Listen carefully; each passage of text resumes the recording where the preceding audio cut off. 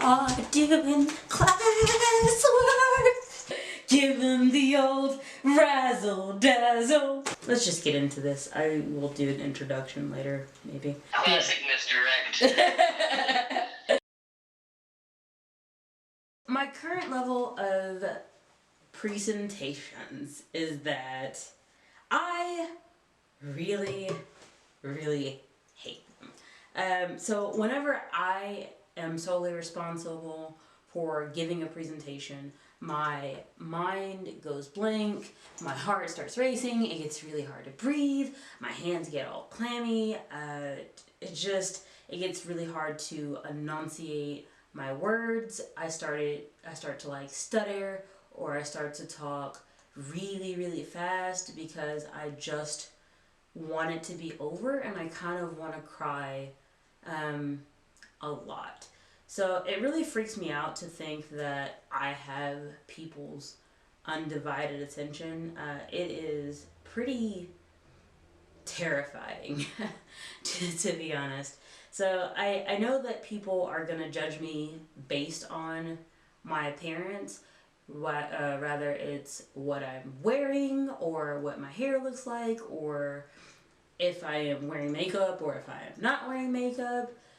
So it really kind of puts me into a place of vulnerability to have to get up and speak in front of people, and that's not a place that I desire to be. Even as a kid, my brother had special needs, so he needed to be the focus of my parents' attention. And as an introvert, that suited me just fine because I got to go into my room and read books and hide away.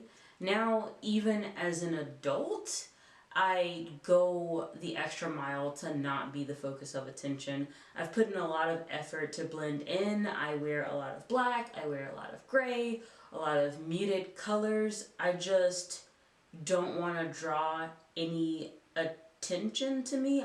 It's just more comfortable for me to blend in and to not be noticed. So the idea that people are going to look to me to give them information is something that makes me really uncomfortable. However, I do find that I am somewhat better at presenting other people's ideas. For instance, if it's a job that I work for and they're making me do a new hire briefing that people would otherwise attend even if I wasn't there, I am slightly more comfortable with doing that than I am with presenting my own ideas. I worked in the city in the IT department, and IT people are notoriously antisocial. So, antisocial, there we go. The techs all took a vote, and it was somehow decided that I was the most socially acceptable, and while I believe that is open for debate, I was selected to give the new hire briefing. It was still very nerve-wracking to get up there and give a presentation to a group of people. However, I do better at presenting technical information than giving my opinion and personal thoughts about things, because it's easier for me to talk about things that I was competent in. It was also helpful that they weren't there for the IT brief specifically. The IT brief was a part of a larger brief that they would have gotten anyway. What I learned from that, though, is that you can bribe the members of the audience into giving the brief for you. There were a lot of slides that had to be read verbatim, and what I would do is give a member of the audience a piece of candy if they would read the slide verbatim for me, and I kind of got around being the center of attention by bribing someone else into being the center of attention. And I learned that you could do that quite effectively. When I read this question, I immediately thought about PowerPoints, and I cannot remember the last time I created a PowerPoint.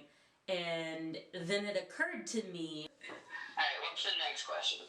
Okay, the next question. Discuss a time that you created a visual presentation What was your biggest challenge? And what did you learn? The last time I created a visual presentation. I don't remember the last time I created a visual. Oh, my YouTube channel! Oh, yeah. I presented a video attempting to have an at-home spa day based on minimal equipment that I already had at home. My biggest challenge with that was just being okay with what I look like in front of the camera. I am super self-critical. I don't judge other people, but what I reserve in judgment for them, I spend an ample amount on myself, and that is something that I need to improve. Digital cinematography is essentially visual storytelling. I want to learn how to tell other people's stories in a way that I feel they deserve to be told. To be able to do that, I need to practice, and the only way that I can practice right now is telling my story, which is very weird because I feel like I'm a very average person, and I feel like my life is really mundane, and I don't feel like I have an actual story to tell. But I'm never going to get better if I don't practice, and I am all I have to give you, even though I don't feel like that's a lot. So I'm hoping that I will learn to just be able to tell people stories in a way that they are easy to relate to and in a way that does them justice. Since my chosen method of presentation is visual storytelling, I feel that I need to improve on all of the different aspects that go along with that. So making sure that I have the correct lighting, making sure that the people are actually in frame appropriately, making sure that the audio quality is good so that their stories aren't impeded by either visual distractions or by audio distractions because you aren't able to hear them. As far as being in front of the camera or as far as telling my own story, I feel that I can improve just in my comfort level, even though it's not my long-term goal to be able to shoot myself. It is what I'm practicing with. It is what I will be practicing with while I am learning. So I feel like I should just get more comfortable at it. I do want to get better at the art of storytelling itself. So that is something that I will be practicing on throughout this learning experience. I also want to get better at just embracing the things that make me me, and that will translate even if I am not shooting myself. Even when I'm shooting other people, I will have my own style of shooting, and I just need to get comfortable with doing things in a way that's authentic to me, I guess. No matter how many learns I do, I still feel like I have 0 learns. I still don't have an outro, so I guess I'll just say bye, I guess. I don't know what I'm doing. I'll figure it out.